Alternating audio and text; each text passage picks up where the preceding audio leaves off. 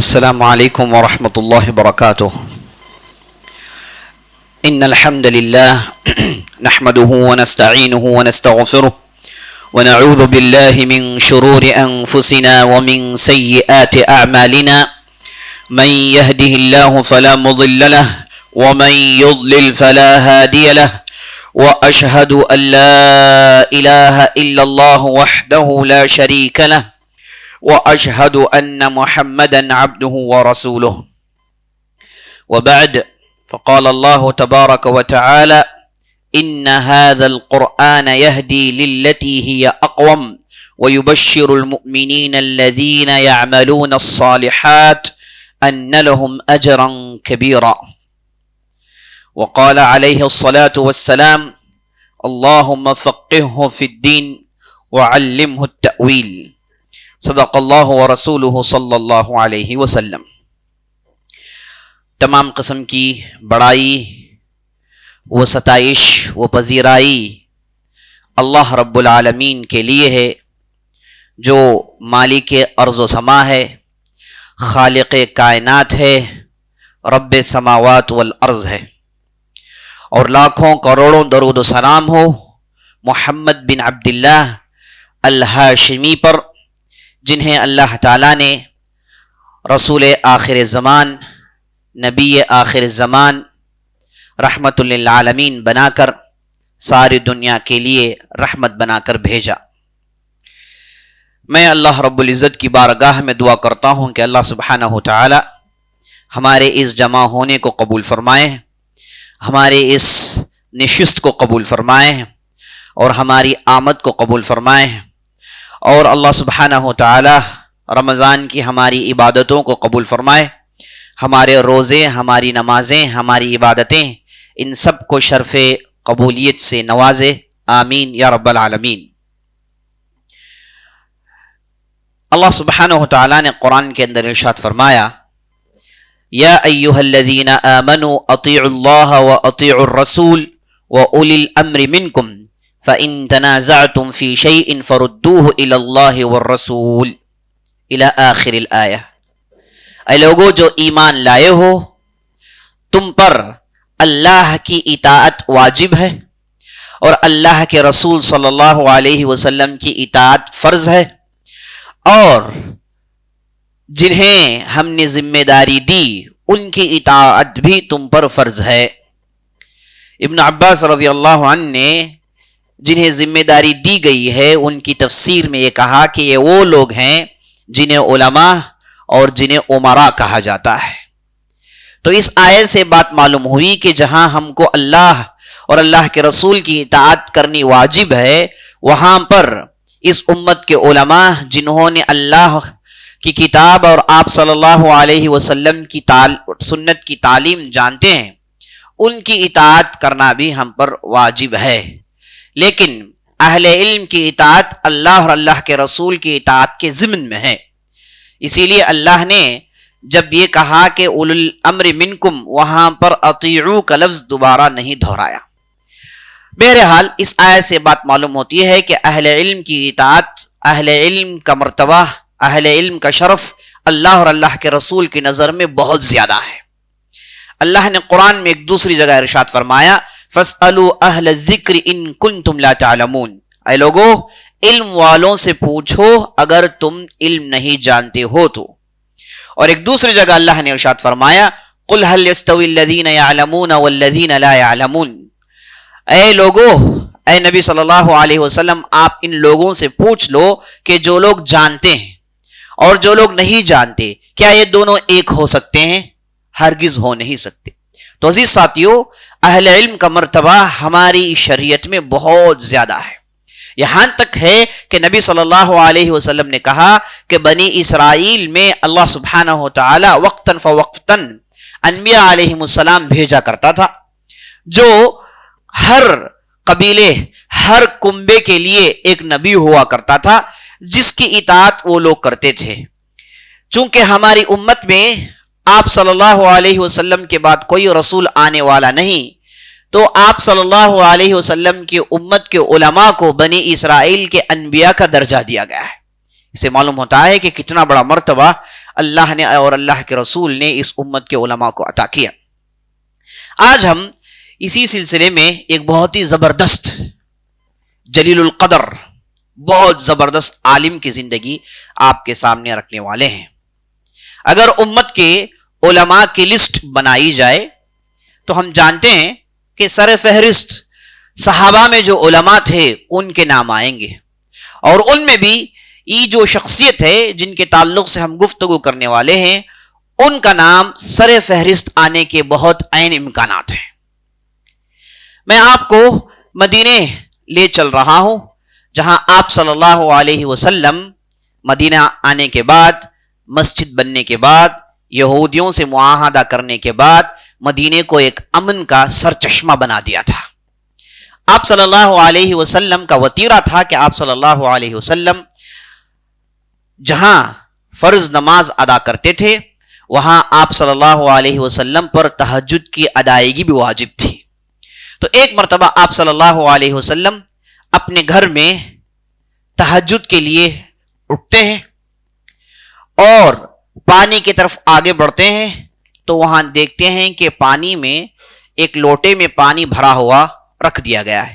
تو آپ صلی اللہ علیہ وسلم کو بہت خوشی ہوتی ہے کہ پانی کسی نے آپ کے لیے تیار کیا ہوا ہے۔ تو آپ صلی اللہ علیہ وسلم پوچھتے ہیں کہ اس پانی کو کس نے تیار کیا؟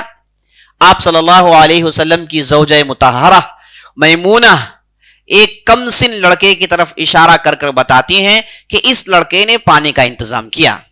تو آپ صلی اللہ علیہ وسلم اتنے خوش ہوتے ہیں اور اس لڑکے کے حق میں دعا کرتے ہیں، اور یہ لڑکا آگے چل کے اتنا زبردست عالم اور اتنا زبردست مفسر اور اتنا زبردست حدیث کا علم رکھنے والا، اتنا زبردست فقہ کا علم رکھنے والا، یعنی ساری دنیا میں جتنے بھی علوم ہیں سب کا ماہر بنتا ہے آپ صلی اللہ علیہ وسلم کی اس دعا کی برکت کی وجہ سے۔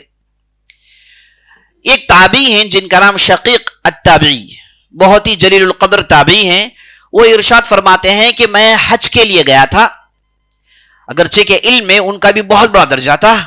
وہ کہتے ہیں کہ میں حج کے موقع پر حج کرنے کے لیے گیا تھا تو میں نے ایک بہت بڑی بھیڑ دیکھی۔ مجھے تعجب ہوا کہ عام طور پر بھیڑ بھاڑ عرفات کے میدان میں ہوتا ہے، یہاں تو عرفات کا میدان نہیں تھا، یہاں تو مینا کا میدان تھا، لیکن اس کے باوجود اتنی بڑی تعداد، اتنا بھیڑ کہ میں تعجب میں پڑ گیا۔ تھوڑی دیر کے لیے مجھے مغالطہ ہو گیا کہ کہیں میں غلطی سے عرفات کے میدان کو تو نہیں آ گیا۔ تو بات پوچھنے پر معلوم ہوا کہ یہاں پر یہ جو جلیل القدر عالم تھے انہوں نے سورۃ النور کی تفسیر سنائی تھی، اور ایسی زبردست تفسیر سنائی کہ جو لوگ حج کے لیے آئے تھے سب کھڑے ہو کے سن رہے ہیں۔ اللہ اکبر۔ اور یہ صحابی کہتے ہیں اگر اس تفسیر کو، اس کے جو باتیں جو اس سورت کی تفسیر میں اس ہستی نے سنائی، اگر ان باتوں کو روم، اگر ان باتوں کو پرشیا والے فارس سن لیتے تو سب حلقے بگوش اسلام ہو جاتے، سب حلقے بگوش اسلام ہو جاتے۔ اتنی زبردست انہوں نے اس تفسیر کی رموز و اوقاف بیان کی۔ اللہ اکبر۔ ایک صحابی ہیں، ایک تابعی ہیں جن کا نام ابو صالح، وہ ارشاد فرماتے ہیں کہ ایک مرتبہ میں مدینے کے بازار سے گزر رہا تھا، تو بازار سے گزر کے ایک گلی میں داخل ہوا تو وہاں دیکھ رہا ہوں کہ وہاں پر ایک بازار لگا ہوا ہے۔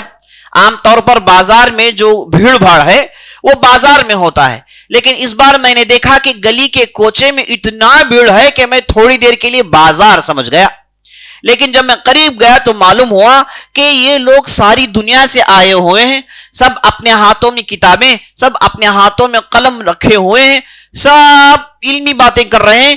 ایسے نظر آ رہا ہے کہ یہ کوئی بہت بڑے علماء کا جماوڑا ہو گیا ہے، ایک اجتماع ہو گیا ہے جو ادھر جمع ہو کے کسی کا انتظار کر رہے ہیں۔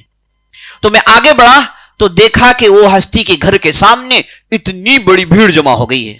تو میں اندر گیا اور اندر جا کر میں نے ان سے کہا کہ اتنی بڑی بھیڑ آ گئی ہے کہ پورا سڑک بلاک ہو گیا ہے، پورا ایریا ٹریفک جام ہو گیا ہے، آپ کچھ کریں ورنہ لوگ پریشان ہو جائیں گے، عام لوگ جو گزرتے ہیں ان کے لیے پریشانی کے اسباب مہیا ہو جائیں گے، تو آپ ضرور کچھ کریں۔ تو انہوں نے کہا کہ جاؤ جا کر پوچھو کہ جنہیں تفسیر کے بارے میں پوچھنا ہے وہ سب سے پہلے گھر میں آ جائیں۔ تو ایک بہت بڑی تعداد جو تفسیر سننا چاہتی تھی وہ گھر میں داخل ہو جاتی.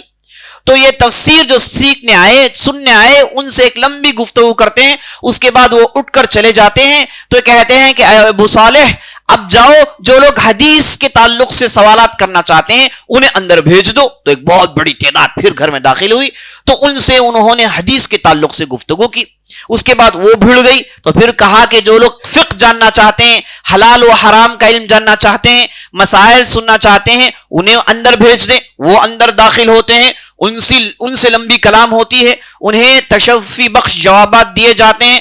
پھر یہ بھیڑ باہر نکلتی ہے, پھر کہتے ہیں کہ جاؤ چیک کرو جو شعر و شاعری عربی زبان کے تعلق سے پوچھنا چاہتے ہیں انہیں اندر بھیج دو. تو اس کے بعد ایک بہت بڑی بھیڑ اندر آتی ہے اور ان کے لیے جو بھی ان کے سوالات تھے صاف جوابات دیتے ہیں. تو اس طریقے سے ان کے گھر کے سامنے ساری دنیا سے لوگ آتے اور بہت بڑی تعداد میں جمع ہو جاتے صرف اور صرف ان سے علم حاصل کرنے کے لیے. تو عزیز ساتھیوں, آپ نے دیکھ لیا کہ ان کا کتنا بڑا مرتبہ رہا, اور میں نے آپ کو بتایا کہ امت کے علماء کی اگر فہرست نکالی جائے تو ان کا نام سر فہرست ہونا ضروری ہے. اور یہ ہیں صحابی جن کا نام عبداللہ بن عباس رضی اللہ عنہ. عبداللہ بن عباس رضی اللہ عنہ ہیں جنہیں اللہ نے اتنی بڑی عزت عطا کی. آج کے نشست میں ہم نے اس شخصیت کا اختیار اس لیے کیا کیونکہ ان کا تعلق بڑا گہرا قرآن سے ہے. اب جب بھی قرآن پڑھتے ہیں آپ کو قرآن کی تفسیر کی ضرورت پڑتی ہے, یاد رکھ لیجئے عبداللہ ابن عباس کے علاوہ کوئی چارہ نہیں. جتنی بھی تفسیر کی کتابیں لکھی گئی ہیں, چاہے وہ تفسیر طبری ہو, چاہے تفسیر ابن ابی حاتم ہو, جتنے بھی بڑی بڑی تفسیر کی کتابیں لکھی گئی ہیں, جن کی تفسیروں کو پڑھ کر ہم اللہ کی آیتوں کو سمجھتے ہیں. کیونکہ قرآن کی آیتیں ان میں 4 قسم کی آیتیں ہیں. بعض آیتیں ہیں جو بالکل آسان ہیں, جنہیں ہر آدمی سمجھ سکتا ہے, جس میں اللہ اور اللہ کے رسول کی باتیں ہوتی ہیں جنہیں ہر فرد سمجھ سکتا ہے. یہ قسم کی آیتیں. دوسری قسم کی آیتیں ہیں جنہیں صرف جو لوگ عربی زبان جانتے ہیں وہ سمجھ سکتے ہیں. یہ دوسری قسم کی آیت ہے. اور قرآن کے اندر تیسری قسم کی آیتیں ہیں جنہیں صرف اور صرف علماء سمجھ سکتے ہیں, جیسے مسائل کی آیتیں جن کا تعلق مثلا طلاق سے ہے, آیت المیراث ہے, میراث کے مسائل سے ہے, حج کے مسائل سے ہے, وضو کے مسائل سے ہے, نماز کے مسائل سے ہیں. تو قرآن کے اندر بعض آیتیں ہیں جنہیں صرف اور صرف علماء سمجھ سکتے ہیں, اور قرآن کے اندر ایسی بھی آیتیں ہیں جن کا معنی صرف اور صرف اللہ کے علاوہ کوئی دوسرا سمجھ نہیں سکتا, جیسے الف لام میم. الف لام میم جسے حروف مقطعات کہتے ہیں, یہ حروف مقطعات کا کیا معنی ہے, الف کا کیا معنی ہے, لام کا کیا معنی ہے, میم کا کیا معنی ہے, یہ اللہ ہی بہتر جانتا ہے. یاسین, یاسین یہ حروف کا کیا معنی ہے, اللہ کے علاوہ کوئی نہیں جانتا. سبوں نے کوشش کی, ہر عالم نے اپنی بات سنانے کی کوشش کی, لیکن کسی کو صحیح جواب آج تک نہیں معلوم. الف لام میم صاد یہ اللہ کے علاوہ کوئی اور نہیں جانتا. الف لام را جنہیں حروف المقطعات کہتے ہیں یہ اللہ کے علاوہ کوئی نہیں جانتا, لیکن اللہ نے قرآن میں ان چیزوں کو اس لیے رکھا تاکہ لوگوں کو معلوم ہو جائے کہ بہت ساری ایسی چیزیں ہیں جنہیں وہ جان نہیں سکتے. اور اللہ نے قرآن کے اندر ان حروف کو اس لیے رکھا تاکہ یہ مشرکین مکہ جو زبان دانی کا بہت بڑا دعویٰ کرتے تھے ان کے زبانوں کو بند کیا جائے کہ اگر تمہیں زبان دانی کا اتنا ہی شغف, اتنا ہی غرور ہے تو چلو بتاؤ ان حروف کے کیا معنی ہیں. تو ان حروف کو سن کر وہ ششدر رہ گئے, سراسیمہ رہ گئے, ان سے کوئی جواب بن نہیں پڑا, وہ خود بخود اپنی عاجزی کا اعتراف کر چکے تھے. تو عزیز ساتھیوں, قرآن کے اندر یہ 4 قسم کی آیتیں ہیں. ان میں بہت ساری ایسی آیتیں ہیں قرآن کے اندر جنہیں جاننے کے لیے عربی زبان کے ساتھ ساتھ باقاعدہ دین کا عالم ہونا ضروری پڑتا ہے, جب جا کے ان آیتوں کو سمجھ سکتے ہیں. لیکن آج ہمارے معاشرے میں لوگوں نے قرآن کا مذاق بنا لیا ہے. ہر ایرا غیرہ ہاتھ میں قرآن اٹھا لیتا ہے, کہتا ہے کہ میں قرآن کی تفسیر سناتا ہوں. اب جب دعویٰ قرآن کی تفسیر کا ہوتا ہے لیکن وہاں پر تفسیر تھوڑی ہوتی ہے, وہ اپنے عقل کے گھوڑے دوڑاتے ہیں, وہ اپنی باتوں کو قرآن کی آیتوں میں ٹھونس کر لوگوں کے درمیان پیش کرتے ہیں اور لوگ یہ تفسیر سمجھ کے خوش ہو جاتے ہیں. اور بعض لوگ درس قرآن کے نام سے کھلواڑ کرتے ہیں. ان کے لیے بہتر یہ ہوتا کہ یہ قرآن کی تفسیر کا دعویٰ نہیں کرتے اور بعض لوگ تو ایسے فتنے میں پڑے ہوئے ہیں جنہیں ورڈ ٹو ورڈ کہتے ہیں کہ ورڈ ٹو ورڈ یہ جو ہے ہم اس کے ماہر ہیں اور یہ لوگوں کو پڑھاتے رہتے ہیں. ہم نے بعض لوگوں کو چیک کیا کہ جو پڑھانے والا ہے اسے خود عربی نہیں معلوم، جو پڑھا رہا ہے اسے خود عربی نہیں معلوم. ہم نے پوچھا کہ بھائی اگر آپ کو عربی نہیں معلوم آپ کیسے اس سبجیکٹ کو پڑھا رہے ہیں؟ کہتے ہیں کہ قرآن بہت اہم چیز ہے، لوگوں نے قرآن کو بھلا دیا تو ہم نے اس چیز کو تھام لیا. جہالت پر جہالت. انہیں کس نے کہہ دیا کہ لوگوں نے قرآن کو بھلا دیا؟ ہے نا، کوئی ایسی بات دین کی ہے جن کا تعلق قرآن سے نہیں ہے؟ ہر چیز قرآن سے جڑی ہوئی ہے. کوئی بھی دینی تقریر لے لیجئے اس کے اندر قرآن کی آیتوں کا ہونا ضروری ہے. تو یہ جو دعویٰ کیا جاتا ہے کہ لوگوں نے قرآن کو بھلا دیا اس لیے ہم نے ورڈ ٹو ورڈ کے سلسلے کو شروع کر لیا، ایسے لوگوں کو اللہ سے ڈرنا چاہیے کہ قرآن ہے، یہ اللہ کا کلام ہے، یہ قدیم عربی زبان ہے. یہ آیتیں انہیں سمجھنے کے لیے، اس کے گہرائی میں جانے کے لیے پختہ عربی کا علم ہونا چاہیے. یہ بچوں کا کھیل نہیں. یہ جتنے بھی ہیں یہ سب قرآن کے ترجموں سے کام چلاتے ہیں. اور یہ بھی جان لیجئے قرآن کا ترجمہ قرآن نہیں ہو سکتا. قرآن کا ترجمہ یہ مترجم کی زبان ہے، جس نے ترجمہ کیا وہ جو اس کی سمجھ ہے اس نے اس میں ڈال دی ہے. اب لوگ اس ترجمے کو پڑھ کے قرآن سمجھتے ہیں، یہ بہت بڑی گمراہی ہے. صرف ترجمے کے ذریعے سے ورڈ ٹو ورڈ کے نام پر لوگوں کو گمراہ کیا جاتا ہے. ہاں اس کے اندر کوئی اچھی باتیں ہو سکتی ہیں، بہت ساری باتیں جاننے کی ہو سکتی ہیں. یہ اس وقت مناسب ہوگا یا پھر اس جگہ مناسب ہوگا جہاں پر اہل علم نہیں ہیں جو لوگوں کو صحیح تفسیر کا علم دے. بالکل علم کے والے کوئی نہیں ہے، اہل علم نہیں ہے، وہاں پر اگر کوئی اس چیز کو لے کر تھوڑی بہت باتیں لوگوں کو سمجھاتا ہے تو ہم کہیں گے کہ ٹھیک ہے. لیکن جہاں پر اہل علم ہیں، لوگ قرآن کا علم رکھتے ہیں، انہیں چھوڑ کر ایسے لوگوں کے پیچھے جا کر تفسیر کے نام سے، ورڈ ٹو ورڈ کے نام سے قرآن سننا عزیز ساتھیوں غلط ہے. یہ بہت ہی غلط چیز ہو رہی ہے. اب ان لوگوں کو اتنا زوم ہو گیا کہ یہ ورڈ ٹو ورڈ ہی کو کافی سمجھتے ہیں. شروع میں انہوں نے کہا کہ یہ قرآن کے لیے گویا کہ سمجھیے کہ کھانے میں چٹنی کا اس کا جو ہے مرتبہ ہے. اب اس کے بعد انہوں نے کہا کہ یہی کافی ہے، کیونکہ جو لوگ اسے پڑھتے ہیں اس کے بعد مزید پڑھنے کا کوئی شغف ان کے اندر پیدا نہیں ہوتا، اور جو لوگ سکھاتے ہیں مزید ان چیزوں کو سیکھتے نہیں ہیں. تو اس اعتبار سے انہوں نے قرآن کے فہم کے دروازے اپنے اوپر بند کر لیا. تو عزیز ساتھیوں میں بتا یہ رہا تھا کہ یہ جو عبداللہ بن عباس ہیں جن کی زندگی کی اختیار کی وجہ آج ہماری اس مجلس میں یہ اس لیے ہے کہ ان کا تعلق قرآن سے ہے. جتنی بھی آپ قرآن کی تفسیریں اٹھائیں گے آپ اس میں دیکھیں گے کہ عبداللہ بن عباس کی باتیں ہوگی. وہ ہر آیت کو، ہر لفظ کی تفسیر سنائے ہیں، ایک ایک لفظ کو لے کر اس کے پیچھے انہوں نے خوب محنت کی اور اپنے شاگردوں کو سکھایا.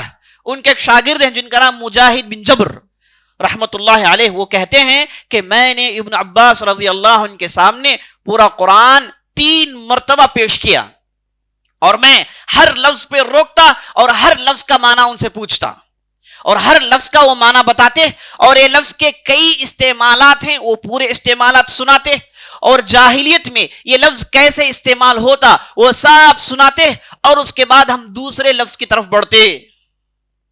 تو اب مجاہد بن جبر یہ عبداللہ بن عباس کے چھوٹے سے شاگرد تھے. ان کا معاملہ یہ ہے کہ میں نے 3 مرتبہ پورا قرآن تفسیر سے ان کے پاس سیکھا. اللہ اکبر. تو عبداللہ بن عباس مفسر القرآن ہیں. کیوں نہیں ہو سکتے؟ ابھی آپ نے سنا آپ صلی اللہ علیہ وسلم نے ان کے لیے کتنی بڑی دعا کی. جب انہوں نے پانی کا لوٹا اس کا انتظام کیا، ہوا یہ تھا کہ عبداللہ بن عباس کی خالہ ہے میمونہ جو آپ صلی اللہ علیہ وسلم کی بیوی تھی رضی اللہ عنہا، اور عبداللہ بن عباس کے والد جن کا نام عباس بن عبد المطلب ہیں جو آپ صلی اللہ علیہ وسلم کی سگے چچا ہیں، یہ باقاعدہ اپنے لڑکے کو حکم دیے تھے کہ تمہیں نبی صلی اللہ علیہ وسلم کے قریب ہونا ہے، اور آپ صلی اللہ علیہ وسلم کے گھر میں بار بار جائیں، اور آپ صلی اللہ علیہ وسلم کیسے نماز پڑھتے ہیں گھر میں، اور آپ صلی اللہ علیہ وسلم گھر میں کیسے رہتے ہیں، اور آپ صلی اللہ علیہ وسلم گھر میں کن چیزوں کی تعلیم دیتے ہیں، یہ سب کچھ تمہیں یاد کرنا ہے کیونکہ تم چھوٹے بچے ہو. ہم بڑے لوگ یہ کام نہیں کر سکتے، یہ کام تم کر سکتے ہو. اور اللہ نے عبداللہ ابن عباس کو بچپن ہی میں اتنا ذہن دیا تھا، اتنا معاملہ فہم تھے کہ وہ آپ صلی اللہ علیہ وسلم کی بہت ساری باتوں کو سمجھتے تھے. اسی واقعے کو لے لیجیے کہ ایک مرتبہ گئے، میمونہ رضی اللہ عنہ سے کہا کہ میں آج آپ کے گھر میں ٹکنا چاہتا ہوں. تو میمونہ رضی اللہ عنہ نے کہا کہ ٹک جائیے، خالہ ہیں. تو عبداللہ بن عباس ان کے گھر میں ٹک جاتے ہیں. تو رات بھر انتظار کرتے رہتے ہیں کہ آپ صلی اللہ علیہ وسلم کب نماز کے لیے اٹھیں گے. کہتے ہیں کہ آپ صلی اللہ علیہ وسلم گھر میں داخل ہوئے اور مجھے دیکھا، خوش ہوئے اور ایک کونے میں گئے، بستر ڈال کر آپ صلی اللہ علیہ وسلم لیٹ گئے. اور مجھے آپ صلی اللہ علیہ وسلم کی سانس لینے کی آواز آ رہی تھی. میں انتظار کر رہا تھا کہ آپ صلی اللہ علیہ وسلم تہجد کے لیے اٹھیں گے. تو جب تہجد کا وقت آیا، میں ان سے پہلے اٹھا، اٹھ کر لوٹے کا پانی لایا اور آپ صلی اللہ علیہ وسلم جہاں وضو کرنے کے لیے جاتے ہیں وہاں میں نے اس پانی کو رکھ دیا. اور جب آپ صلی اللہ علیہ وسلم بیدار ہوئے، وضو کرنے کے لیے وہاں پہنچے تو پہلے سے پانی دیکھا. تو خوشی میں آپ صلی اللہ علیہ وسلم نے پوچھا کہ کس نے اس لوٹے کا انتظام کیا. تو ان کی بیوی یعنی میمونہ رضی اللہ عنہا نے فرمایا کہ یہ عبداللہ بن عباس آپ کے چچا زاد بھائی، انہوں نے پانی کا انتظام کیا ہے. تو آپ صلی اللہ علیہ وسلم نے تاریخی دعا کی، کہا اللہم فقہہ فی الدین وعلمہ التأویل، اے اللہ اسے دین کا سمجھ دینا، دین کا فہم عطا کرنا، اے اللہ اسے قرآن کی تفسیر سکھانا. اللہ اکبر، اسے قرآن کی تفسیر سکھانا. آپ صلی اللہ علیہ وسلم نے اتنی زبردست دعا کی اور بالکل یہ پوری دعا بالکل فٹ ہوئی ان پر اور ایسے ہی نکل کر باہر آئے. اور اسی طریقے سے ایک دوسرا واقعہ اسی طرز کا، عبداللہ عباس ارشاد فرماتے ہیں کہ ایک مرتبہ میں مسجد میں نماز پڑھا، میں نے عشاء کی نماز، اور مسجد نماز پڑھ کے مسجد میں بیٹھ گیا. آپ صلی اللہ علیہ وسلم کا انتظار کر رہا تھا. آپ کو جان لینا چاہیے عبداللہ بن عباس کی پیدائش 3 ہجری میں ہوئی. تو آپ صلی اللہ علیہ وسلم جب اس دنیا سے جا رہے تھے تو عبداللہ بن عباس کی عمر 9-10 سال سے زیادہ نہیں تھی، بالکل چھوٹے تھے. 3 ہجری میں ان کی پیدائش ہوئی. تو اس اعتبار سے بالکل چھوٹے ہونے کی وجہ سے یہ آپ صلی اللہ علیہ وسلم کے گھر میں دھڑلے سے جاتے اور دھڑلے سے آتے، اور پہلے سے خالہ کا گھر ہے. تو اس لیے آپ صلی اللہ علیہ وسلم بچپن ہی میں انہوں نے آپ صلی اللہ علیہ وسلم کو بہت ہی قریب سے دیکھ لیا، اور آپ صلی اللہ علیہ وسلم کے اخلاق ان کے وجود میں اتر گئے، اور آپ صلی اللہ علیہ وسلم کی بات چیت کو سمجھنے لگے، اور ان کی بھی آپ صلی اللہ علیہ وسلم جیسی بات چیت ہو گئی، اور ڈھیر ساری برکتوں سے انہوں نے فائدہ اٹھایا. تو کہتے ہیں کہ مسجد میں نماز پڑھ کے بیٹھ گیا، اور آپ صلی اللہ علیہ وسلم سب سے آخر میں مسجد سے نکلتے ہیں. عشاء کی نماز ہوئی تو صاحب چلے گئے، آپ صلی اللہ علیہ وسلم نماز پڑھتے رہے، میں انتظار کرتے رہا، یہاں تک کہ آپ صلی اللہ علیہ وسلم جب اٹھ کے جا رہے تھے تو مجھے دیکھا، دیکھ کر کہا عبداللہ، کہا کہ ہاں. پوچھا کہ کس لیے بیٹھے ہو؟ کہا کہ میں آپ کے گھر جانے کا حکم ہے، ابا نے کہا کہ آج رات میں آپ کے گھر میں ٹکوں. تو نبی صلی اللہ علیہ وسلم نے کہا کہ چلو میرے ساتھ. تو عبداللہ بن عباس نبی صلی اللہ علیہ وسلم کے ساتھ جاتے ہیں، گھر میں داخل ہوتے ہیں، نبی صلی اللہ علیہ وسلم کہتے ہیں کہ اس بچے کے لیے بستر کا انتظام کرو. تو بستر کا انتظام کیا کر دیا جاتا ہے، عبداللہ بن عباس اس میں لیٹ جاتے ہیں، نبی صلی اللہ علیہ وسلم جا کے سو جاتے ہیں. تو عبداللہ بن عباس کہتے ہیں کہ میں نے نبی صلی اللہ علیہ وسلم کو رات میں اتنی دعائیں پڑھتے ہوئے سنی. سونے سے پہلے آپ صلی اللہ علیہ وسلم آل عمران کی آخری آیتیں ان فی خلق السماوات والارض واختلاف اللیل والنہار، یہ پوری آیتیں پڑھتے ہیں. اس کے بعد فلان دعائیں پڑھتے ہیں، اور اس کے بعد آپ صلی اللہ علیہ وسلم بستر میں اس طریقے سے لیٹتے ہیں. اور چونکہ ان کے والد کا حکم تھا کہ پورے ڈیٹیلز دوسرے دن دینا ہے، ہر لمحہ ریکارڈ کریں اور دوسرے دن لا کے اسے شیئر کرنا ہے. تو کہتے ہیں کہ میں آپ صلی اللہ علیہ وسلم کو رات بھر دیکھتا رہا، اور اس کے بعد جب تہجد کا موقع آیا تو باقاعدہ میں نے پانی کا انتظام کیا. اس کے بعد آپ صلی اللہ علیہ وسلم جب تہجد کے لیے کھڑے ہو گئے، آپ صلی اللہ علیہ وسلم کے پیچھے میں کھڑا ہو گیا. تو نبی صلی اللہ علیہ وسلم نے اشارہ کیا کہ قریب آ جاؤ. نبی صلی اللہ علیہ وسلم نے بلایا تو قریب آ گئے. پہلے تو الٹے ہاتھ طرف آ گئے تھے، نبی صلی اللہ علیہ وسلم نے سر پکڑا، کہا کہ چلو اس طرف آ جاؤ، اس طرف کھڑا دیتے ہیں. لیکن عبداللہ بن عباس جیسے ہی نبی صلی اللہ علیہ وسلم نماز پڑھنا شروع کرتے ہیں، عبداللہ بن عباس پیچھے چلے جاتے ہیں. نماز ختم ہوتی ہے تو پوچھتے ہیں کہ اے عبداللہ تم پیچھے کیوں چلے گئے؟ دیکھیے اس لڑکے کا فہم، دیکھیے اتنی کم عمر میں بڑی مشکل سے 6-7 سال کے ہوں گے. سوچ دیکھیے، کہتے ہیں کہ اللہ کے رسول، آپ اللہ کے رسول ہیں، آپ رسالت مآب ہیں، آپ کے ہاں وہی آتی ہے، اور آپ کی نماز کا مقابلہ کوئی نہیں کر سکتا، پورے ادب و احترام کے ساتھ. اور آپ کے بغل میں کھڑنا یہ میری حیثیت نہیں ہے، کس کی مجال ہے کہ جو آپ کے بازو کھڑے، اس لیے میں نے سمجھا پیچھے کھڑنا میرے لیے بہتر ہے. تو آپ صلی اللہ علیہ وسلم کو جواب بہت پسند آتا ہے، بڑے ہوشیار سمجھدار لوگوں کا جواب تھا. تو آپ صلی اللہ علیہ وسلم پھر ان کے حق میں دعا کرتے ہیں، کہتے ہیں کہ اللہ اسے علم سے سرفراز کرنا، اے اللہ تیرے کلام کو دوسروں تک پہنچانے کی اسے سکت عطا کرنا.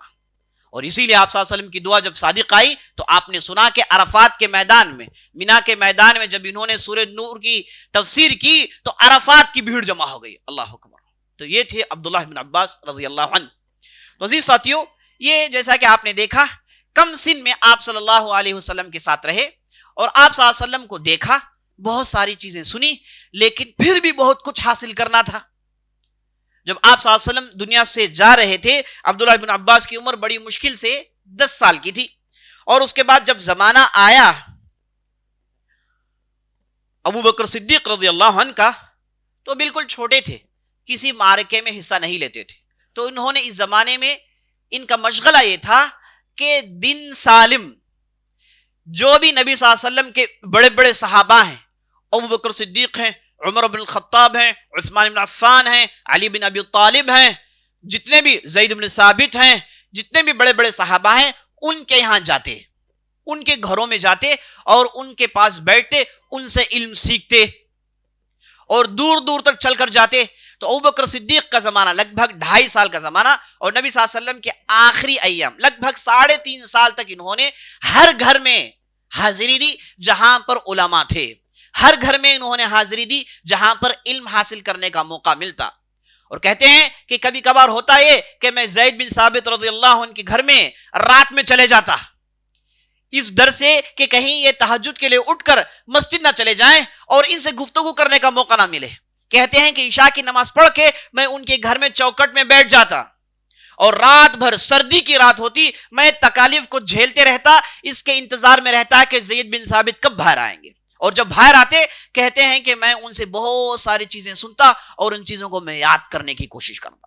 اس انداز سے عزیز ساتھیوں، یہ ایسے عالم بنے، ایسا اللہ نے علم دیا. اللہ اکبر. صرف ان کے فتوے ان کے جانے کے بعد ان کے شاگرد نے جمع کیے جو لگ بھگ 20 جلدوں میں نکلی، اور قرآن کی تفسیر کوئی ایسی آیت نہیں، کوئی ایسا لفظ نہیں جس کے تعلق سے انہوں نے کوئی جواب نہیں دیا ہو. تو یہ اتنے بلند پائے عالم نکلتے ہیں عزیز ساتھیوں. اس کے بعد عمر بن خطاب رضی اللہ عنہ کا زمانہ آتا ہے، اور عمر بن خطاب رضی اللہ عنہ ان کے غیر معمولی ذہانت، غیر معمولی علم کو دیکھ کر انہیں بہت پسند کرتے تھے، اور جب بھی انہیں دیکھتے کہتے ھذا فتى الکہول، یہ بچوں کا بوڑھا ہے، یہ بچوں کے درمیان بوڑھا ہے، اتنی کم عمری میں اتنا سمجھ. اور جب بڑے بڑے بزرگ بیٹھتے عبداللہ بن عباس سے کہتے کہ آپ بھی آ کے ہمارے ساتھ بیٹھ جائیں. تو بزرگ صحابہ نے اعتراض کیا، کہا کہ ہمارے بھی بچے ہیں، آپ ہم میں سے کسی بچوں کو نہیں بلاتے، آپ صرف عبداللہ بن عباس کو کیوں بلاتے ہیں؟ تو عمر بن خطاب کو ایک مرتبہ چاہا کہ ان کو صحیح جواب دینا چاہیے. تو جب مجلس جمع ہوئی تو عمر بن خطاب رضی اللہ عنہ نے سورۃ النصر کی تلاوت کی. اذا جاء نصر اللہ والفتح ورأيت الناس يدخلون في دين الله افواجا فسبح بحمد ربك واستغفر انه كان توابا.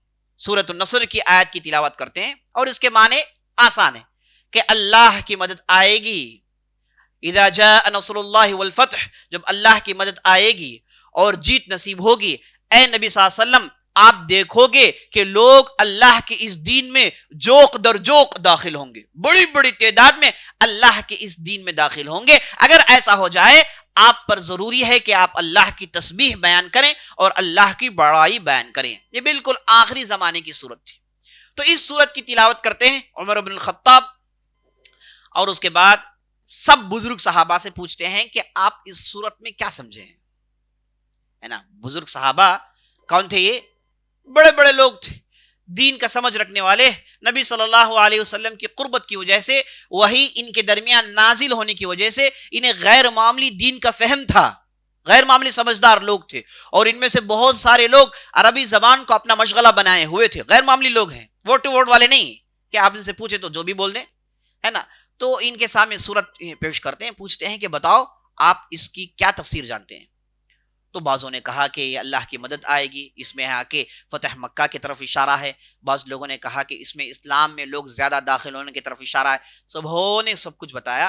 اب آخر میں عمر بن عبد الخطاب چاہتے تھے کہ یہ بزرگ جان لیں کہ کیوں میں اس بچے کو اپنے ساتھ بٹھاتا ہوں. تو عبداللہ بن عباس کی طرف مڑ کر پوچھتے ہیں کہ عبداللہ تمہاری کیا رائے ہے بتاؤ.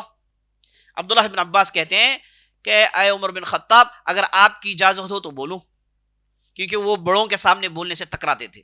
تو عمر بن خطاب نے کہا کہ بولو, ہم نے آپ کو بٹھایا اس لیے کہ آپ بولے, اب بولو آپ. تو عبداللہ بن عباس نے کہا کہ میری سمجھ یہ کہتی ہے کہ اس میں نبی صلی اللہ علیہ وسلم کی موت کی طرف اشارہ ہے. وہ کیسے؟ اللہ کی مدد آ گئی, اللہ کے مدد کی وجہ سے مکہ فتح ہو گیا, تو اس کے بعد آپ صلی اللہ علیہ وسلم کی وفات ہو گئی. تو اسے معلوم ہوا کہ آپ صلی اللہ علیہ وسلم کی وفات بالکل قریب ہے. یہ میں نے ابوبکر صدیق رضی اللہ عنہ سے سنا ہے.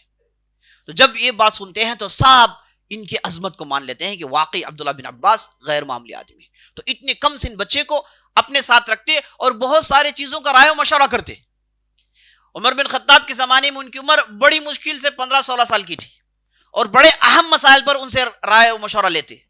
بعض مسائل کے تعلق سے لمبی گفتگو ان سے کرتے, تو لوگ ششدر ہو کے دیکھتے کہ اتنا چھوٹا بچہ اور عمر بن خطاب سے گفتگو ہو رہی ہے. تو لوگوں کو معلوم ہو گیا کہ اللہ نے اسے واقعی غیر معمولی علم دے رکھا تھا, واقعی فہم تھے. اور آپ صلی اللہ علیہ وسلم جیسا کہ آپ نے سنا دعا کی, اور کئی مرتبہ آپ صلی اللہ علیہ وسلم نے عبداللہ بن عباس کو خاص خاص نصیحتیں کی, خاص خاص نصیحتیں کی. کبھی جاتے سو بلاتے, بازو بٹھا لیتے, اور اس کے بعد کہتے کہ اے غلام دیکھو میں تمہیں بعض باتیں سناتا ہوں, یاد رکھ لینا. حدیثوں میں ایسے کتنے حدیثیں ہیں جو خاص اللہ کے رسول صلی اللہ علیہ وسلم نے عبداللہ بن عباس کو سکھائے. تو عبداللہ بن عباس نبی صلی اللہ علیہ وسلم کی قربت میں رہ کے اللہ کے کلام کو سمجھنا ان کے لیے بہت آسان ہو گیا. یہ عمر بن خطاب کا زمانہ تھا, اور عمر بن خطاب نے انہیں بہت ساری ذمہ داریاں دی. ان کے فہم کی وجہ سے, ان کے عقل کی وجہ سے انہیں بہت ساری ذمہ داریاں دی.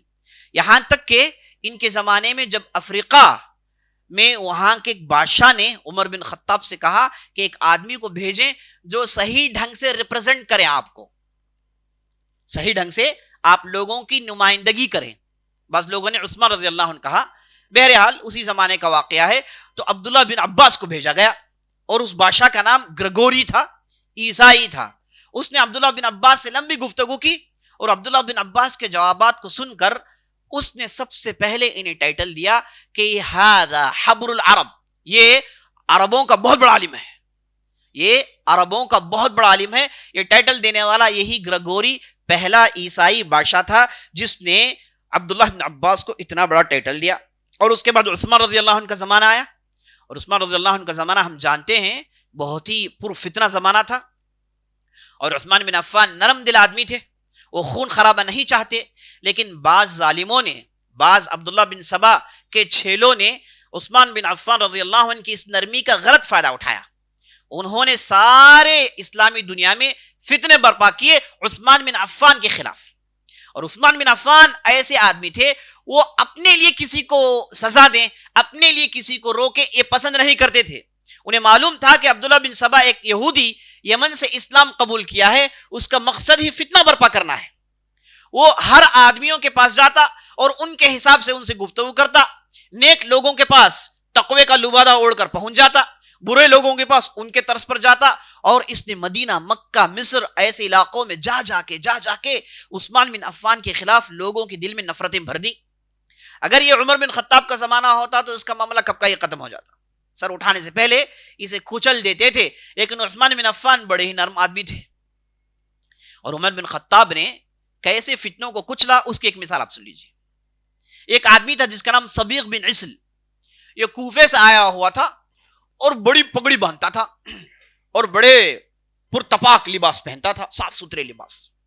اور اپنے ہاتھ میں عصا لے کے یہ جب مدینہ آیا تو مدینے کے بازار میں چلا گیا, اور بازار میں جا کے عام لوگوں کو پکڑتا اور قرآن کی پیچیدہ آیتوں کے بارے میں پوچھتا, خاص طور پر تقدیر کے مسائل پوچھتا. اور عام لوگ جب اس کی بات سنتے, اور چونکہ اس کی زبان بڑی میٹھی تھی اور گفتگو کرنے کا انداز جانتا تھا, تو عام لوگ جب اس کی بات سنتے تو اس کی بات کے مغالطے میں آ جاتے. اور بہت سارے لوگوں کو تقدیر کے مسئلے میں اس نے فتنے میں ڈال دیا تھا. لوگ آ کر بولنے لگے عمر بن خطاب سے کہ عمر بن خطاب ایک صاحب اچانک بازار میں نظر آتے ہیں, بڑی پگڑی باندھے ہوئے ہیں, بڑے مولانا ٹائپ کے نظر آتے ہیں, یہ آتے ہیں ایسے ایسے سوالات کرتے ہیں اور ہمارے دین کے تعلق سے شک و شبہات پیدا کرتے ہیں. عمر بن خطاب نے کہا کہ اس صاحب کا نام کیا ہے؟ لوگوں نے کہا کہ ان کا نام صبیغ بن عسل ہے. تو عمر بن خطاب لوگوں کو بھیجتے ہیں کہ انہیں لے کر آئیں. لوگ بازار میں جاتے ہیں، وہ ملتے نہیں صاحب. ایک دن ہو گیا، پتہ نہیں. دوسرے دن پتہ نہیں. تیسرے دن پتہ نہیں. لیکن کمپلین کرنے والے آ کر کمپلین کر رہے ہیں کہ یہ صاحب یہیں گھوم رہے ہیں. تو عمر بن خطاب کے پولیس کے ہاتھوں میں وہ پھنسے نہیں. اتفاق سے چوتھے دن جب اس صاحب نے خوب لوگوں کو بہکا دیا تو وہ صاحب کی ہمت اتنی بنی کہ خود مسجد نبوی میں آ گئے اور عمر بن خطاب سے آ کے انہوں نے کہا السلام علیکم. عمر بن خطاب نے کہا وعلیکم السلام. تو صاحب نے کہا کہ میں کوفہ سے تشریف لایا ہوں، میرا نام صبیغ بن عسل ہے. عمر بن خطاب نے کہا کہ اچھا، ہم تو آپ کو ڈھونڈ رہے ہیں. کہا کہ چلو کیا معاملہ ہے. تو وہ صاحب منہ کھولنے سے پہلے عمر بن خطاب نے کہا کہ رک جاؤ. اپنی پولیس کو بلایا، بلا کے کہا کہ صاحب کو لے کے جاؤ، یہ صاحب کو خوب جو بھی آپ لوگ دیکھ سکتے ہو خوب دے کر انہیں پھر مجلس میں حاضر کر دینا. تو پولیس لے کر گئے اور ایک دن تک خوب پھچاڑا گیا، خوب لتھاڑا گیا اور ان کی نانی یاد دلائی دی گئی ایک دن کے لیے. اور دوسرے دن مجلس میں پیش کیا گیا. عمر بن خطاب نے صبیغ بن عسل کے چہرے کو دیکھا، پھر کہا کہ نہیں اور ایک دن. پھر دوسرے دن لے کر گئے اور دوسرے دن خوب دھویا، ہڈی پھسلی ایک کی، اور تیسرے دن پیش کیا گیا وہ آدمی. عمر بن خطاب نے پھر اس آدمی کے چہرے کو غور سے ریڈ کیا، کہا کہ نہیں اور ایک دن چاہیے. پھر بھیجا کہ واپس بھیجو. تو 3 دن خوب صاحب کی دھلائی ہوئی اور چوتھے دن جب پیش کیا گیا عمر بن خطاب نے چہرہ دیکھا کہ چہرہ ماند پڑا ہوا ہے، آنکھوں میں روشنی نہیں ہے. تو صبیغ بن عسل سے عمر بن خطاب نے کہا کہ اگر تمہیں کچھ سوال کرنا ہے، کوئی چیز تمہیں سمجھ میں نہیں آئی، یہ لے کر عوام کے پاس جاتے ہیں، عقل نہیں ہے، ادھر آئیے علماء کے پاس، جائیے عبداللہ بن عباس کے پاس، جائیے علی بن ابی طالب کے پاس، جائیے بڑے بڑے ان کے پاس. آپ کیوں نہیں جاتے؟ آپ عوام کے پاس جا کے اپنی بات کیا ثابت کرنا چاہتے ہو؟ ہے نا. ایسے ہمارے معاشرے میں بہت سارے سر پھرے ہیں، ہے نا. اے کاش عمر بن خطاب ہوتے، ہے نا. ان لوگوں کو خوب 3 دن تک دھلائی ان کی ہوتی تو ایسے فتنے نہیں سوچتے. بعض لوگ ہے نا رات میں ایک چیز سوچتے ہیں، کہتے ہیں یہی چیز صحیح ہے اور دوسرے دن لوگوں کے درمیان پیش کرنا شروع کر دیتے ہیں. ایک چیز نہیں سمجھ میں آئی، سمجھتے ہیں کہ ساری دنیا مجھے سمجھ میں آ گئی، جتنے بھی علماء بیٹھے ہیں سب بزرگ بیکار ہیں، ایک چیز جو مجھے سمجھ میں آ گئی وہی سب سے بڑی چیز ہے. ایسے کتنے ہیں اور کتنے لوگوں کو ہم نے بھی تھوڑی بہت دھلائی کی ہے نا. ایسے لوگ نظر آئے تو بھیج دیجیے. بہرحال تو عمر بن خطاب نے خوب دھلائی کی اور اس کے بعد صبیغ بن عسل سے کہا کہ اگر پوچھنا ہے تو آئیے سیدھے سیدھے اہل علم سے، عوام کے درمیان کیوں جاتے ہو؟ تو صبیغ بن عسل کو سمجھ میں آ گیا کہ 3 دن کی دھلائی کس لیے. اس کے بعد صبیغ بن عسل سے کہا کہ اس کے بعد تم کسی سے گفتگو نہیں کرو گے. کہا کہ اللہ کے دین کے بارے میں نہیں کرو گے. اللہ کے دین کے بارے میں ہے ہمارے پاس سنانے کے لیے لوگ، بڑے بڑے لوگ ہیں تم سے زیادہ جاننے والے، تمہاری کوئی ضرورت نہیں، تم زبان بند رکھو گے. اور اس کے بعد کہا کہ کہاں سے آئے ہو؟ کہا کہ کوفہ سے. کہا کہ چلو ابھی نکلو، پیک کرو انہیں، کوفہ میں چلے جاؤ. ابو موسیٰ اشعری اس وقت کوفہ کے گورنر تھے، انہیں خط لکھا، کہا کہ صبیغ بن عسل کے ساتھ کمپلیٹ بائیکاٹ ہوگا، یہ کسی کے ساتھ نہیں بیٹھیں گے، کوئی ان سے گفتگو نہیں کرے گا. اب کوفہ میں صاحب کی حالت ایسی ہو گئی، لوگ کہتے ہیں کہ جیسے ایک اونٹ کو اگر مرض لگ جائے دوسرے اونٹ قریب نہیں آتے. چمڑی میں اگر کچھ مرض لگ جائے دوسرے اونٹ اس اونٹ کے قریب نہیں آتے کیونکہ بیمار لگ جائے گی. تو یہ صاحب کی ویسی حالت ہو گئی، یہ جس کسی مجلس میں جاتے لوگ اٹھ کے بھاگتے کیونکہ لوگوں کو 3 دن کا جو پروجیکٹ تھا وہ یاد آ جاتا ہے، سب اٹھ کے بھاگ جاتے ہیں. تو یہ صاحب کی حالت 3-4 مہینے کے بعد ایسی ہو گئی کہ پورا غرور دفن ہو گیا اور پورا فتنہ ختم ہو گیا، بالکل نارمل ہو گئے. تو گئے ابو موسیٰ اشعری کے پاس، کہا کہ میرے ساتھ یہ کیوں؟ اب معاف کر دیجئے، کسی سے کچھ گفتگو نہیں کروں گا، ہے نا. زبان تو دور کی بات، میں کسی کے پاس کوئی چیز میں گفتگو نہیں کروں گا. تو وہاں سے ابو موسیٰ اشعری خط لکھتے ہیں، کہتے ہیں کہ یہ صاحب کی خوب دھلائی کے بعد یہ صاحب بالکل صحیح راستے میں آ گئے ہیں، اب مزید کوئی سزا کی ان کی کوئی ضرورت نہیں. تو عمر بن خطاب اس کے بعد وہ بائیکاٹ ہٹاتے ہیں. تو عمر بن خطاب اس طریقے سے فتنہ برپا کرنے والوں کی خوب سرگوپی کرتے تھے. لیکن عثمان بن عفان رضی اللہ عنہ نرم دل آدمی تھے. عمر بن خطاب اپنے ہاتھوں میں ڈرا رکھتے تھے، خوب پیٹتے تھے لوگ، زیادہ بات چیت ہوئی سب مار سیدھے. عثمان بن عفان نرم آدمی تھے، وہ یہ پٹائی یہ چیز انہیں نہیں آتی تھی. تو عبداللہ بن سبا جو یہودی تھا مسلمان ہو کر آیا، اس نے خوب عثمان بن عفان کے زمانے کو اپنے لیے فائدہ مند ثابت کیا. اس کے فتنے کی وجہ سے 2 بڑے بڑے فرقے نکلے جو آج تک ہیں، ایک فرقہ شیعہ اور دوسرا فرقہ خوارج. یہ دونوں آج تک اس دنیا میں موجود ہیں. یہ اس زمانے میں عبداللہ بن سبا کی پیشکش تھے. تو عثمان بن عفان کا زمانہ آیا تو عبداللہ بن عباس کو عثمان بن عفان نے بہترین انداز سے استعمال کیا. جب عثمان بن عفان ان کے گھر میں ارسٹ کر دیے گئے، پورے مصری ان کے گھر کو گھیر لیے تھے، اس وقت عثمان بن عفان نے عبداللہ بن عباس کو بلا کر کہا کہ آپ کو میں حج کا امیر بناتا ہوں. اس وقت ان کی عمر 25 سال سے زیادہ نہیں تھی. کہا کہ میں آپ کو حج کا امیر بناتا ہوں، آپ جائیں اور لوگوں کو حج کروائیں، چونکہ میں اب باہر نہیں آ سکتا، یہ کام آپ ہی کر سکتے ہیں. تو عبداللہ بن عباس حج کے امیر رہے، لوگوں کو انہوں نے حج میں بہترین چیزیں سکھائیں، اور بہت ہی خوبصورت زمانہ تھا وہ. اس کے بعد علی بن ابی طالب کا زمانہ آیا. جب یہ حج سے واپس آئے، دیکھا کہ عثمان بن عفان کا قتل ہو گیا، سارا مدینہ جل رہا ہے، بہت بڑا فتنہ ہو گیا.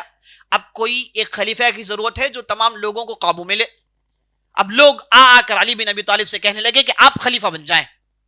تو علی بن ابی طالب نے کہا کہ نہیں، اس سے پہلے کہ میں عبداللہ بن عباس سے رائے مشورہ نہیں کر لیتا. تو عبداللہ بن عباس سے بلا کر پوچھتے ہیں کہ آپ کی رائے کیا ہے. تو عبداللہ بن عباس کہتے ہیں کہ اگر آپ خلیفہ بنیں گے، لوگ آپ پر تہمت لگائیں گے کہ عثمان بن عفان کے قتل کے پیچھے آپ کا ہاتھ ہے. کتنی صحیح بات بتائی. عثمان بن عفان کے قتل کے پیچھے آپ کا ہاتھ ہے، لوگ یہ بات پھیلائیں گے، لیکن آپ کے علاوہ کوئی خلیفہ موجود نہیں ہے، آپ کے علاوہ کوئی دوسرا اس ذمہ داری کو ادا نہیں کر سکتا. اگر یہ لوگ ساری دنیا گھوم کر، زمین کھود کر، آسمان نکال کر، اگر کسی کو انہوں نے تلاش کیا، خلافت کے لیے کوئی ملنے والا نہیں ہے انہیں آپ کے علاوہ. اس لیے میری آپ سے گزارش ہے کہ آپ یہ خلافت لے لیں، لیکن آپ پر یہ تہمت لگنا ہی لگنا ہے. کتنی صحیح بات بتائی اس کم عمری میں. اس فہم دیکھیے سبحان اللہ.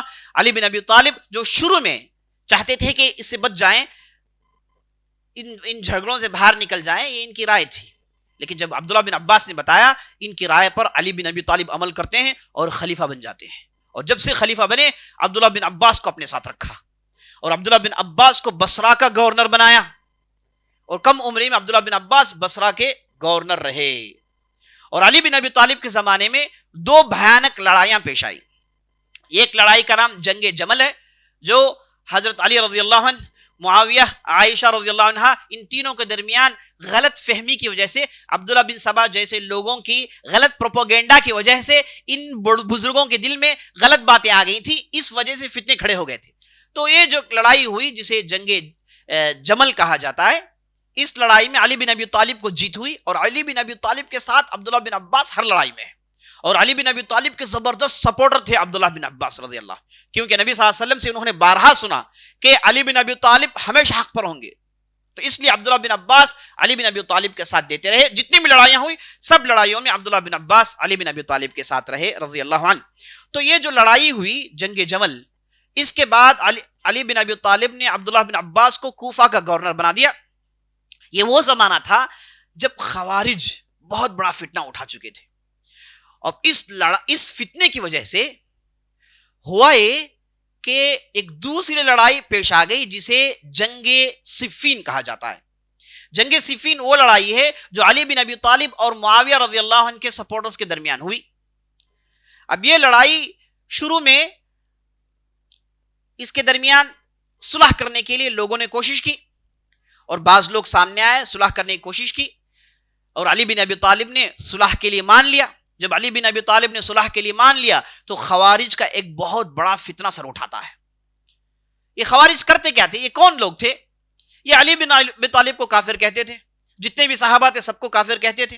وہ یہ کہتے تھے کہ ہم ہی سب سے زیادہ دین جاننے والے، ہم ہی سب سے زیادہ دین سمجھتے ہیں، اور ان کا حلیہ، ان کی عبادت ایسی کہ عبداللہ بن عباس انہیں دیکھ کے تعجب کرتے ہیں کہ ایسی عبادت، ایسے روزے. لیکن اس کے باوجود عقیدہ اتنا بگڑا اور سوچ اتنی بگڑی کہ صحابہ کو کافر کہتے تھے. یہ ایسا خطرناک فتنہ سر اٹھا گیا تھا. تو ان لوگوں نے علی بن ابی طالب سے کہا کہ نعوذ باللہ آپ کافر ہو گئے، کیونکہ آپ نے خلافت میں صلح کو مان لیا. اب ان کی تعداد 12,000 کی تھی، کچھ چھوٹی تعداد نہیں تھی، 12,000 کی تعداد تھی، جو علی بن ابی طالب کے لیے انتہائی پریشان کن معاملہ تھا. جب تک یہ وفات نہیں پا گئے تب تک یہ فتنہ انہیں پریشان کر رہا تھا. تو ہوا ہے کہ علی بن ابی طالب نے عبداللہ بن عباس کو بلا کر کہا کہ ان لوگوں کا آپ کچھ کریں، یہ لوگ عجیب و غریب بہکی بہکی باتیں کرتے ہیں اور بہکے بہکے دلیلیں دیتے ہیں، ان کے ساتھ آپ گفتگو کریں اور انہیں خاموش کریں۔ بعض روایتوں کے مطابق عبداللہ بن عباس نے خود علی سے کہا کہ آپ مجھے اجازت دیں، ان لوگوں کے سرداروں سے میں گفتگو کرتا ہوں۔ بہرحال عبداللہ بن عباس ایک خوارج کے سرداروں کے ساتھ بیٹھتے ہیں اور پوچھتے ہیں کہ بھائی آپ کے مسائل کیا ہیں، کس وجہ سے آپ علی بن ابی طالب کو کافر کہتے ہیں، کس وجہ سے آپ الگ ہو گئے، کس وجہ سے آپ تلوار اٹھا کر خون کے پیاسے ہو گئے۔ تو ان لوگوں سے باقاعدہ انہوں نے گفتگو کی، تو ان لوگوں نے کہا کہ ہمارے پاس 3 اشکالات ہیں، ہمارے پاس 3 پرابلمز ہیں۔ سب سے پہلا پرابلم یہ ہے کہ علی رضی اللہ عنہ نے معاویہ رضی اللہ عنہ کے ساتھ جو لڑائی ہوئی، اس لڑائی کو ختم کرنے کے لیے انہوں نے ایک تھرڈ پارٹی کو قبول کر لیا۔ دیکھیے عجیب و بہکی بہکی باتیں، تھرڈ پارٹی کو کیسے قبول کر سکتے ہیں جبکہ ہمارے درمیان قرآن ہے، قرآن سے فیصلہ لینا چاہیے، یہ تھرڈ پارٹی کا فیصلہ کیوں لے؟ عجیب و غریب بہکی بہکی باتیں۔ تو عبداللہ بن عباس نے کہا کہ اچھا یہی معاملہ ہے، کہا کہ یہی معاملہ ہے، تو سن لیجئے جواب یہ ہے کہ اللہ نے قرآن میں ارشاد فرمایا وَإِن، اگر شادی کے بعد ان خفتم شقاق بینہما فابعثوا حکما من اہلہا وحکما من اہلہ، اللہ نے اگر شادی ہونے کے بعد میاں بیوی کے درمیان اختلافات ہو جائیں، معاملہ بڑا بگڑ جائے، اختلافات تو ہوتے رہتے ہیں نا، بگڑنے کی بات چل رہی، معاملہ بہت ہی بگڑ گیا اور جو ہے بہت ہی بھیانک ہو گیا، تو ایسی صورت میں اللہ کہتا ہے کہ عورت کی طرف سے ایک آدمی اور مرد کی طرف سے ایک آدمی، سمجھدار لوگ جمع ہوں، مل کر بیٹھیں اور فیصلہ کریں۔ تو اللہ نے یہاں پر ایک جج کو ایکسپٹ کرنے کا حکم دیا ہے، تو اللہ نے حکم دیا تو علی رضی اللہ عنہ نے اسی پر عمل کیا۔ غلطی کیا تھی؟ وہ لوگ خاموش ہو گئے۔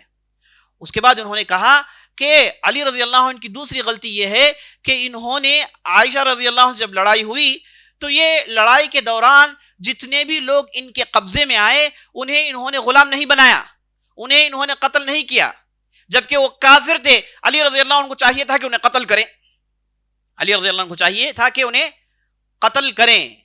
تو عبداللہ بن عباس نے کہا کہ انہیں قتل کیسے کیا جا سکتا ہے؟ کیا وہ مسلمان نہیں ہیں؟ انہوں نے کہا کہ وہ مسلمان نہیں ہیں، مسلمان ہوتے تو لڑتے کیوں؟ عبداللہ بن عباس نے قرآن کی آیت سے دلیل دی، کہا وَإِن طَائِفَتَانِ مِنَ الْمُؤْمِنِينَ اقْتَتَلَا، اللہ نے قرآن فرمایا کہ اگر مومنین کی 2 گروہوں کے درمیان لڑائی ہو جائے، جسے معلوم ہوا کہ مومنین ہونے کے باوجود لڑائی ہونے کے امکانات ہیں، تو تم جو کہہ رہے ہو مومن ہوتے تو لڑتے نہیں، یہ بات غلط۔ اور اس کے بعد انہوں نے کہا کہ علی رضی اللہ عنہ نے فاطمہ رضی اللہ عنہ کو ارسٹ نہیں کیا، انہیں لونڈی نہیں بنایا، نعوذ باللہ۔ تو علی رضی اللہ عنہ نے کہا کہ امہات المومنین لونڈی بنا سکتے ہیں، اس کے لیے تمہارا دل راضی ہو جائے گا، یہ اللہ کے رسول صلی اللہ علیہ وسلم کی بیوی ہیں، امہات المومنین ہیں، ام المؤمنین ہیں۔ تو جب ان لوگوں سے لمبی گفتگو ہوئی، کہا جاتا ہے کہ 4 دن تک گفتگو ہوتی رہی، تو عبداللہ بن عباس نے اپنے علم کے ذریعے سے ان میں سے 12,000 لوگوں کو نکالا، 12,000 کی تعداد تھی، اس میں سے 8,000 لوگوں کو یہ خوارج عقیدے سے توبہ کروایا۔ 4 دن کی گفتگو میں 8,000 لوگ عبداللہ بن عباس کی بات کو سمجھ گئے، اور اس کے بعد انہوں نے خارجیت چھوڑ دی، اور باقی 4,000 تھے، علی بن ابی طالب نے کہا کہ میں دیکھ لیتا ہوں، چھوڑ دوں۔ اس کے بعد معرکۃ النہاوند پیش آیا، علی بن ابی طالب نے جب گھوڑا سر پر دوڑایا، خوارج کو معلوم ہوا کہ علی بن ابی طالب لشکر لے کر آ رہے ہیں، 4,000 میں 2,000 فوراً توبہ کر دیتے ہیں، کہتے ہیں کہ علی آ رہے ہیں تو توبہ، اس کے علاوہ کچھ نہیں چلے گا، تو 2,000 توبہ کر دیتے ہیں۔ اور 2,000 میں سے جب علی بن ابی طالب کو میدان میں دیکھا ہے نا، علی بن ابی طالب کون ہیں جنہوں نے مرحب کو مارا؟ مرحب کون ہے؟ یہ یہودی تھا جو دیو ہیکل تھا، جائنٹ تھا، اور یہودیوں کو ظلم تھا کہ جب تک مرحب ہمارے ساتھ ہے خیبر ہمارے ہاتھ سے جا نہیں سکتا۔ تو جب مرحب کو یہودیوں نے پیش کیا، نبی صلی اللہ علیہ وسلم نے کہا کہ علی جاؤ ان سے لڑو، تو ایک ہی وار مرحب کے لیے علی بن ابی طالب نے ایک ہی وار مارا، مرحب ڈھیر ہو گیا۔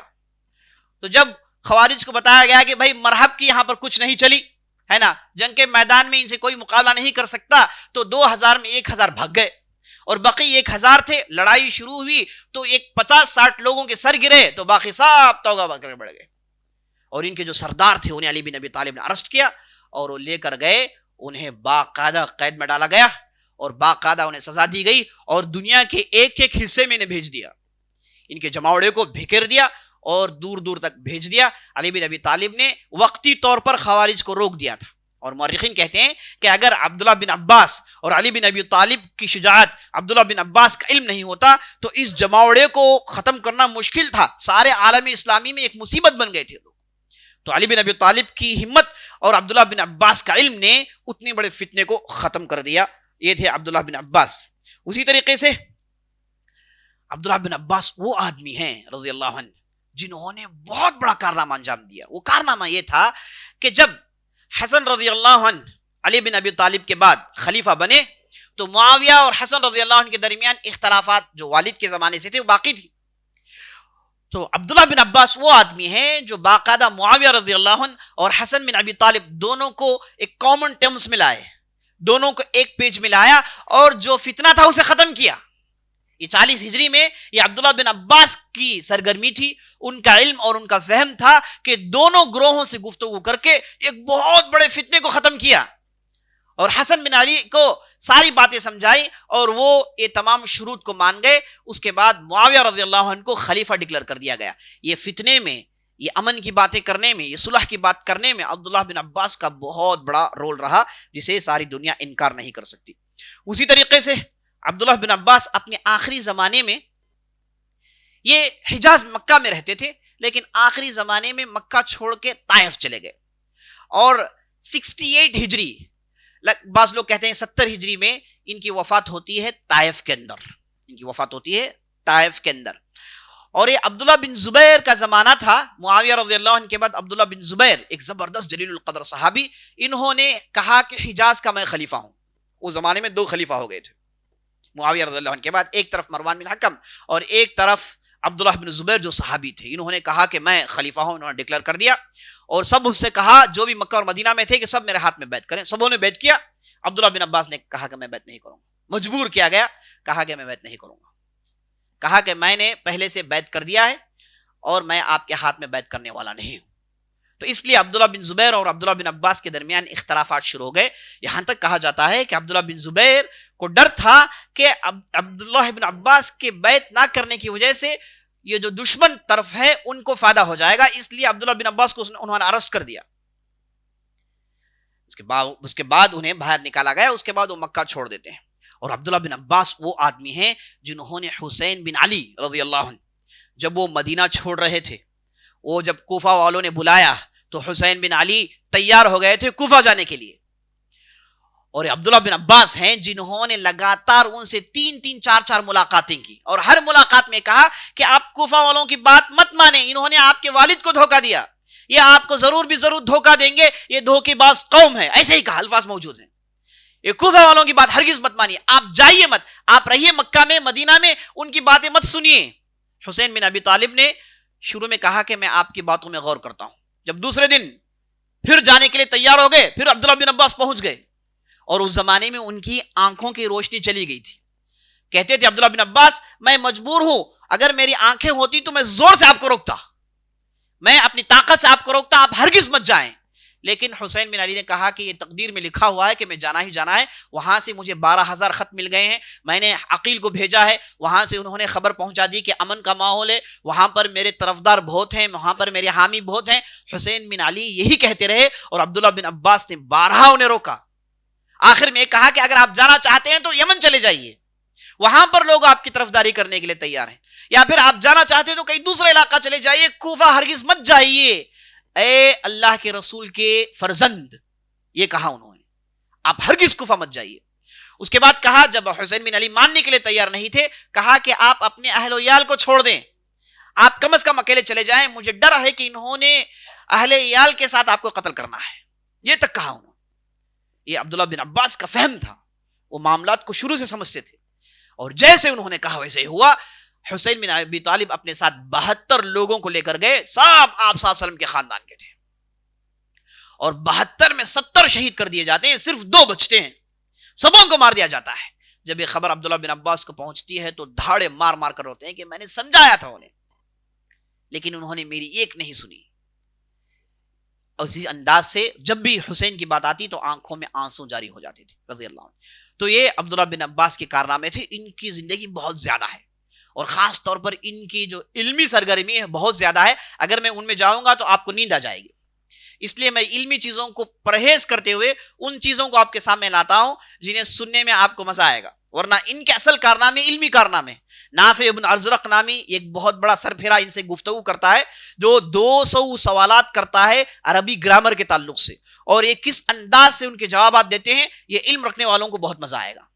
لیکن میں نے آپ کے سامنے ان کی زندگی کو شارٹ کیا، اور ان کی زندگی سے جو ہم کو عبرت حاصل کرنی ہے وہ یہ ہے کہ جو آدمی قرآن کے لیے وقت لگاتا ہے اس کا مرتبہ بہت بڑا ہو جاتا ہے. نبی صلی اللہ علیہ وسلم نے حدیث میں ارشاد فرمایا، ان هذا القرآن، یہ جو قرآن ہے اس کے ذریعے سے اللہ سبحانہ و تعالی بعض لوگوں کو بلند مرتبے دیتا ہے جب وہ اس قرآن کے ہو کر رہتے ہیں، اور اس قرآن کے ذریعے سے اللہ سبحانہ و تعالی ایک بہت بڑی تعداد کو گمراہ کر دیتا ہے جب اس قرآن کے ساتھ بدسلوکی کرتے ہیں. تو جو بھی آدمی چاہتا ہے کہ وہ اللہ اور اللہ کے رسول اور دنیا اور آخرت میں اس کا نام ہو، وہ قرآن سے اپنے آپ کو جوڑ لے، قرآن سے اپنے آپ کو جوڑ لے. قرآن سے جس کا تعلق ہو جاتا ہے اس کا نام دنیا اور آخرت میں ہوتا ہے. اور قرآن جب آدمی حفظ کرتا ہے اس کا ذہن انتہائی پختہ ہو جاتا ہے. اس کے لیے فزکس، سائنس، جغرافی، ہسٹری ایسے سبجیکٹس یاد کرنے اور ان سبجیکٹ کو سمجھنے میں کوئی دقت نہیں ہوتی. ذہن اس کا کھل جاتا ہے. قرآن کی یاد کرنے کی وجہ سے اس کا ذہن بابرکت بن جاتا ہے.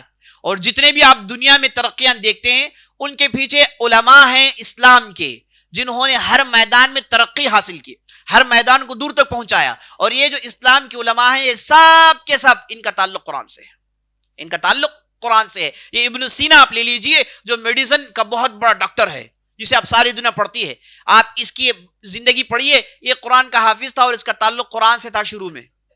اور جتنے بھی آپ نام لے لیجئے یہ سب قرآن کی برکت کی وجہ سے یہ سارے علوم نکل آئے. تو جو بھی آدمی قرآن سے اپنا تعلق پیدا کر لے وہ آدمی بہت بڑا کامیاب ہو جاتا ہے. اور یہ رمضان کے مہینے میں جو قرآن کا مہینہ ہے اس سے بہتر کون سا مہینہ ہو سکتا ہے کہ آپ قرآن سے اپنا لو لگائیں، قرآن کے قریب ہوں، قرآن کو ترجمے سے پڑھنے کی کوشش کریں، قرآن کو سمجھنے کی کوشش کریں، اور سب سے بڑی بات قرآن کی زبان کو سیکھنے کی کوشش کریں. افسوس ہم نے تو انگریزی زبان میں تو پوری زندگی گزار دی.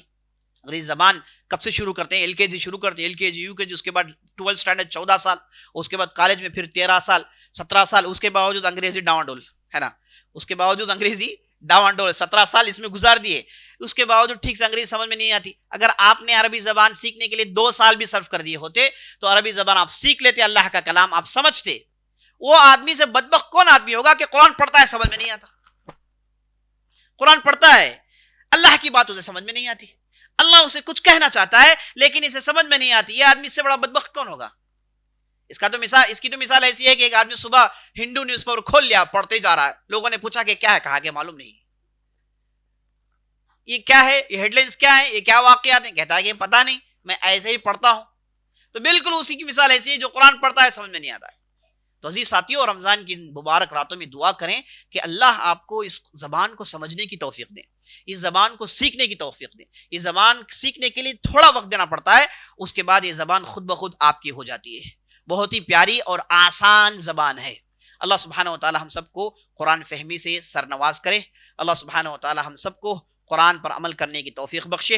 ھذا باللہ توفیق وصلی اللہ علی نبینا محمد وعلی آلہ وصحبہ اجمعین. انشاءاللہ کل کی مجلس میں ہم اسی طریقے سے ایک اہم شخصیت کو آپ کے سامنے لانے کی کوشش کریں گے. بہت ہی اہم شخصیت ہے.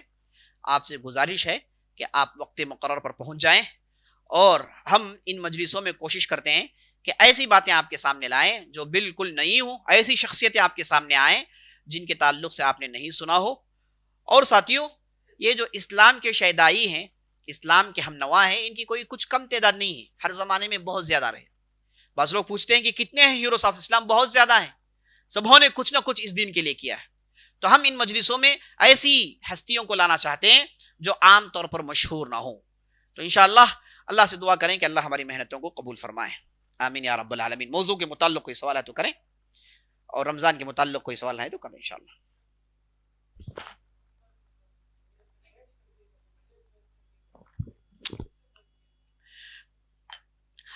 سوال یہ کر رہے ہیں کہ جب عبداللہ بن زبیر نے ابن عباس کو مجبور کیا کہ وہ بیعت کریں تو عبداللہ بن عباس نے پہلے سے معاویہ سے تو بیعت کر لیا تھا رضی اللہ عنہ، اور عبداللہ بن زبیر کے جو ان کے جو سرگرمیاں شروع ہوئی، یہ معاویہ رضی اللہ عنہ کے زمانے میں شروع ہو گئی تھی. تو اس نے کہا کہ پہلے سے ایک بیعت ہے، میں آپ کے ہاتھ میں بیعت نہیں کر سکتا. اور معاویہ رضی اللہ عنہ جب یزید کے لیے عبداللہ بن عباس سے بیعت مانگی تو اسے بھی اعتراض کر دیا. اللہ عالم. وفات کے تعلق سے میں نے بات پڑھا 68 یا پھر 70 ہجری میں ان کی وفات ہوئی.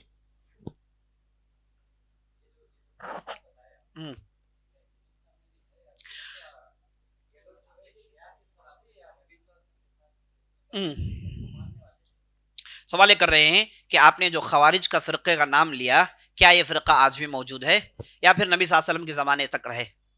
جواب یہ ہے کہ یہ جو فرقے کا جو عقیدہ ہے یہ آج تک موجود ہے. یہ فرقے کا عقیدہ کیا ہے، یہ فرقہ کیا سوچتا ہے، اس کا ایمان کیا ہے. دیکھیے عبداللہ بن عباس جب ان سے گفتگو کرنے کے لیے گئے تھے، واپس آ کر انہوں نے کہا کہ ان کی عبادت ہماری عبادت سے زیادہ ہے. ان کا ہر آدمی روز روزہ رکھتا ہے، ان کا ہر آدمی روز قرآن ختم کرتا ہے، ایسی عجیب و غریب عبادت. تو وہاں پر عبداللہ بن عباس نے نبی صلی اللہ علیہ وسلم کی حدیث کوٹ کی، جس میں نبی صلی اللہ علیہ وسلم نے کہا کہ یہ لوگ پڑھیں گے قرآن کی تلاوت کریں گے. یقرؤون کتاب اللہ لا يتجاوز حناجرهم یخرجون من الدین کما تخرج الرمی من السهم من الرمیہ، کہ یہ لوگ قرآن پڑھیں گے لیکن قرآن ان کے حلق کے نیچے نہیں اترے گا، اور دین سے اس تیزی سے نکل جائیں گے جیسے شکار سے ایک تیر نکل جاتا ہے. تو ظاہری طور پر تو سب کچھ ٹھیک ہے، لیکن اندر سوچ، اندر کا ایمان انتہائی کھوکھلا ہے. تو یہ لوگ کیا ہیں؟ یہ لوگ مسلمانوں کے ساتھ رہتے تھے. اب ان کا عقیدہ یہ تھا کہ یہ جو بھی بڑا گناہ کرتا ہے اسے یہ کافر مانتے ہیں. ہم جانتے ہیں گناہ دو قسم کے ہیں، ایک ہیں بڑے گناہ اور ایک ہیں چھوٹے گناہ. چھوٹے گناہ وہ گناہ ہیں جو آپ کی نیکیوں سے انہیں دھو دیا جاتا ہے. آپ نماز پڑھتے ہیں تو بہت سارے گناہ جھڑ جاتے ہیں، آپ وضو کرتے ہیں تو بہت سارے گناہ جھڑ جاتے ہیں. جیسا کہ نبی صلی اللہ علیہ وسلم حدیث میں کہا رمضان الی رمضان کفارۃ لما بینہما، ایک رمضان اور دوسرے رمضان کے درمیان جب آدمی روزے رکھتا ہے تو بیچ کے ایک سال کے پورے گناہ معاف ہو جاتے ہیں. تو یہ چھوٹے گناہ آپ کی نیکیاں انہیں معاف کر دیتی ہیں. بعض ہیں بڑے گناہ جن کے لیے باقاعدہ توبہ کرنا ضروری ہے، اور چھوٹے گناہ اگر آدمی مسلسل کوئی کرتا رہے گا وہ بڑے گناہ میں تبدیل ہو جائے گا. اگر کوئی آدمی گناہ کو بالکل معمولی سمجھے وہ گناہ بڑا گناہ بن جاتا ہے. تو بڑے گناہ کے لیے توبہ کرنا شرط ہے، بڑے گناہ کے لیے توبہ کرنا شرط ہے. بڑے گناہوں میں سے شرک ہے، بڑے گناہ نعوذ باللہ زنا ہے، اور تہمت لگانا ہے، اور اس کے بعد سود خوری ہے، اور اس کے بعد جادوگری ہے. یہ سب بڑے گناہوں، والدین کی نافرمانی ہے، یہ سب بڑے گناہوں میں شمار ہوتا ہے. تو ان کے لیے آدمی کو باقاعدہ توبہ کرنا ہے، ورنہ قیامت کے دن وہ پکڑا جائے گا. تو خوارج یہ کہتے ہیں کہ بڑا گناہ جب آدمی کرتا ہے کافر ہو جاتا ہے، جبکہ صحابہ نبی صلی اللہ علیہ وسلم کے زمانے سے ہمیں بات معلوم ہے کہ آدمی گناہ کرنے سے کافر نہیں ہوتا. ہاں، گناہ کرنے کے بعد اس کے ایمان میں گھٹاؤ تو پیدا ہوتا ہے، ایمان اس کا کمزور پڑتا ہے، لیکن وہ آدمی کافر نہیں ہوتا. نبی صلی اللہ علیہ وسلم کے زمانے میں ایک صحابی نعوذ باللہ ان سے زنا ہو گیا، نبی صلی اللہ علیہ وسلم نے کافر تھوڑی کہا. تو نبی صلی اللہ علیہ وسلم کے زمانے میں بعض صحابہ سے بڑے گناہ ہو گئے تھے جو کیسز آپ صلی اللہ علیہ وسلم کی مجلس میں لائے گئے، آپ صلی اللہ علیہ وسلم نے کبھی بھی انہیں کافر نہیں کہا. تو خوارج وہ لوگ ہیں جو بڑے گناہ کرنے پر کہتے ہیں کہ یہ آدمی کافر ہو گیا. یہ دین کے تعلق سے بہت ہی ایکسٹریم چلے جاتے ہیں. چھوٹے سے گناہ کو بھی چھوٹا بھی گناہ ہو گیا تو آدمی کو انتہائی بدترین نظر سے دیکھتے ہیں، اور بڑے گناہ کرنے والے کو کافر کہہ دیتے ہیں. یہ دنیا میں اور آخرت میں کہتے ہیں کہ بڑا گناہ کرنے والا نہ جہنم میں رہے گا، ہمیشہ کے لیے جہنم میں رہے گا. اور ہمارا عقیدہ اہل سنت والجماعت کا عقیدہ یہ ہے کہ آدمی بڑا گناہ بھی کر لے، یہ آدمی اللہ کے مشیت کے تحت ہے. اللہ چاہے تو معاف کرے یا پھر اللہ چاہے تو اسے عذاب دے، یہ اللہ کی مرضی ہے. ان کے پاس یہ ہے کہ نہیں، وہ آدمی قیامت میں بھی سیدھے جہنم جائے گا، بالکل کافر ہو جاتا ہے. یہ خوارج کا عقیدہ ہے. اور اس کے علاوہ جب خوارج کا معاملہ یہ ہے کہ جو بھی بستی کا بادشاہ، جو بھی بڑا ذمہ دار ہوتا ہے، اگر اس نے کوئی گناہ کر دیا، یہ کہتے ہیں کہ وہ کافر ہو گیا تو اس کا خون بہانا جائز ہے. اور اسی طریقے سے اگر کوئی لوگ اس ظالم بادشاہ کی طرفداری کرتے ہیں وہ صاحب کافر ہو جاتے ہیں، صاحب کا خون بہانا جائز ہے. تو خون بہانا ان کے لیے پانی پینے کی طرح ہے قدیم زمانے سے. تو یہ لوگ، یہ سوچ ہر زمانے میں رہا، یہاں تک کہ ہارون رشید کے زمانے میں، آج کے زمانے میں بھی بعض کم فہم لوگ جو دین کم جانتے ہیں اور بہت ہی ایکسٹریم جاتے ہیں، ان لوگوں کا یہ طریقہ ہے کہ وہ ہر آدمی کو غلط سمجھتے ہیں، خود کو سب سے زیادہ صحیح سمجھتے ہیں. یہ سوچ رکھنے والے آج بھی موجود ہیں، اور ان کے پاس جماعتیں بھی ہیں، وہ ان چیزوں کو پروپیگنڈا کرتی ہیں، اور ایسے لوگوں کو ہم نے دیکھا کہ بہت زیادہ تیز تھے اور اس کے بعد ایسے بنے کہ دین ہی سے باہر نکل گئے. تو یاد رکھ لیجیے نبی صلی اللہ علیہ وسلم کی حدیث ہے، آپ صلی اللہ علیہ وسلم نے ارشاد فرمایا لن یشاد احد فی الدین الا غلبہ، دین کے معاملات میں اگر کوئی آدمی شدت کرے گا تو وہ ہار کر بیٹھے گا، دین سے کبھی جیت نہیں سکتا. دین میں آپ جتنا بھی غلو کرتے جائیں گے آپ ہی کو نقصان ہے، دین کو کوئی نقصان نہیں ہے. تو یہ خوارج کے عقیدے ہیں. اللہ سبحانہ و تعالیٰ ان چیزوں سے ہم کو بچائے، آمین.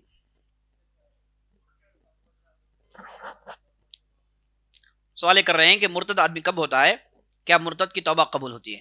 مرتد کا معنی اسلام سے باہر جانا ہے. اسلام سے آدمی اس وقت باہر جاتا ہے جب اس نے کوئی کھلم کھلا کفر کیا. کفر کا معنی اسلام کے جو 5 پلرز ہیں ان کے اگینسٹ جانا. اس نے کہا کہ نماز ہے ہی نہیں، کفر ہوگا، کافر ہو گیا. اور اس کے بعد زکوٰۃ، کہا کہ زکوٰۃ کوئی چیز ہے ہی نہیں.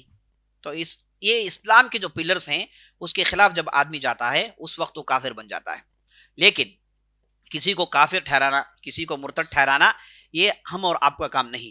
یہ کام کریں گے قاضی. اسلامی مملکت میں قاضی ہوتے ہیں، وہ ان چیزوں کا فیصلہ سناتے ہیں. ہم ایک دوسرے کو کافر کہتے رہیں گے تو کوئی فیصلہ سنانے والا نہیں. تو یہاں پر یہ کام کرنے کا نہیں ہے. کفر کا بازار گرم کرنا یہ ہمارا طریقہ نہیں ہے. تو یہ قاضی کے ہاتھ میں ہے کہ وہ کس کو مرتد اور کافر ٹھہرائے، وہ قاضی کی ذمہ داری ہوتی ہے. تو اسلام کے جو پلرز ہیں اس کے خلاف آدمی جب جائے گا، جسے نواقض الاسلام کہتے ہیں، اسلام کے اگینسٹ جو بھی چیزیں ہیں جب آدمی کرتا ہے وہ آدمی مرتد ٹھہراتا ہے. اگر کوئی آدمی مرتد ہو گیا پھر توبہ کر کے اسلام میں آنا چاہتا ہے تو اس کے لیے دروازے کھلے ہیں، توبہ کر کے واپس اسلام میں آ سکتا ہے. واللہ اعلم.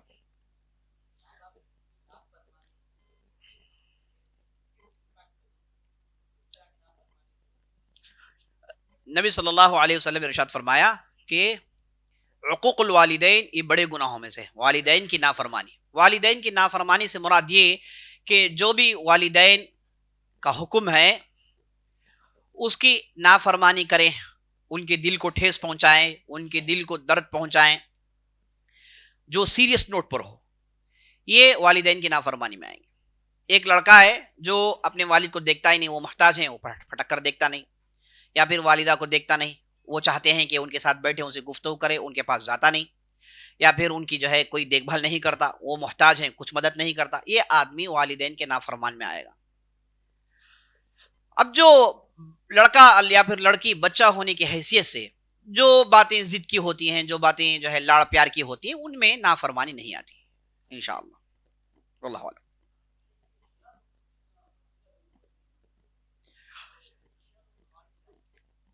میں نے آپ کو بتایا کہ عبداللہ بن سبا الیہودی، جس نے عثمان بن عفان کے زمانے میں جو فتنے برپا کیے، اس کے فتنے کے بعد 2 بڑے بڑے فرقے سر اٹھائے، ایک خوارج ایک شیعہ. یہ دونوں بالکل اپوزٹ ہیں، دونوں 2 ایکسٹریمز میں ہیں، دونوں 2 ایکسٹریمز میں ہیں. شیعہ وہ ہیں جو بعض کا صحابہ کو کافر کہتے ہیں، خوارج جو ہیں جو پورے صحابہ کو کافر کہتے ہیں، نعوذ باللہ.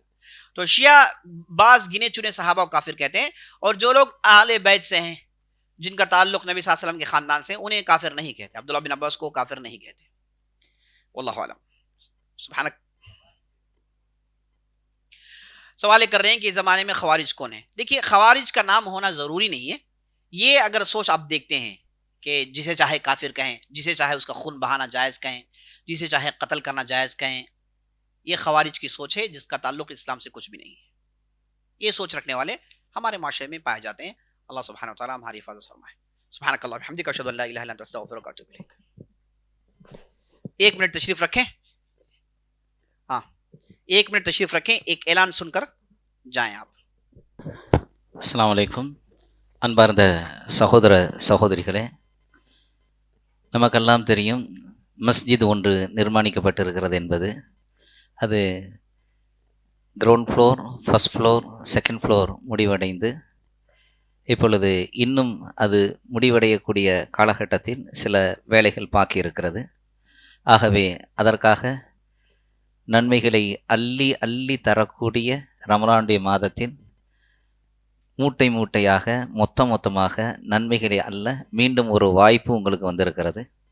அல்லாஹ்வுடைய மஸ்ஜிதுக்கு அள்ளி வழங்குங்கள், அதனுடைய நன்மைகளை நிறைவாக பெறுங்கள் என்று சொல்லிக்கொண்டு அதே மாதிரி நம்முடைய மர்கஸில் 35க்கும் அதிகமான நற்காரியங்களை நாம் இங்கே ஆற்றி வருவது தெரியும். அதற்காகவும் நீங்கள் அதனுடைய பணிகளுக்காகவும் அள்ளி தர வேண்டும் என்று கேட்டுக்கொள்கின்றோம். அதேபோல் இங்கே இஃப்தாருக்கான ஏற்பாடு செய்யப்பட்டிருக்கிறது. ஒரு நாளைய செலவு ரூபாய் 6000. ஆகவே அதற்காகவும் நீங்கள் தருமாறு, நன்கொடை அளிக்குமாறு அன்போடு கேட்டுக்கொள்கின்றோம். அதேபோல் இந்த தராவீஹ் தொழுகைக்கு பின்னால் நடக்கக்கூடிய இந்த பயானுக்கு வரக்கூடியவர்களுக்கு வழங்கக்கூடிய அந்த ஸ்நாக்ஸ், இந்த நம்ம இப்போ குடித்தோமே இது மாதிரியான ஐட்டங்களுக்காக ரூபாய் 1200 ஒரு நாளைக்கு செலவாகிறது. அதற்காகவும் தந்து உதவுமாறு அன்போடு கேட்டுக்கொள்கின்றோம். ஜஸாக்கல்லாஹ் ஹைர். இது 2வது தராவீஹ் தொழுகையுடைய ஜமாத் நடைபெறுகிறது. சேரக்கூடியவர்கள் அதில் சேர்ந்து பயன்பெறலாம். இப்போ உடனே தொழுகை ஆரம்பிக்கப்படுகிறது. சுப்ஹானக்கல்லாஹும்ம பிஹம்திக அஷ்ஹது அன் லா இலாஹ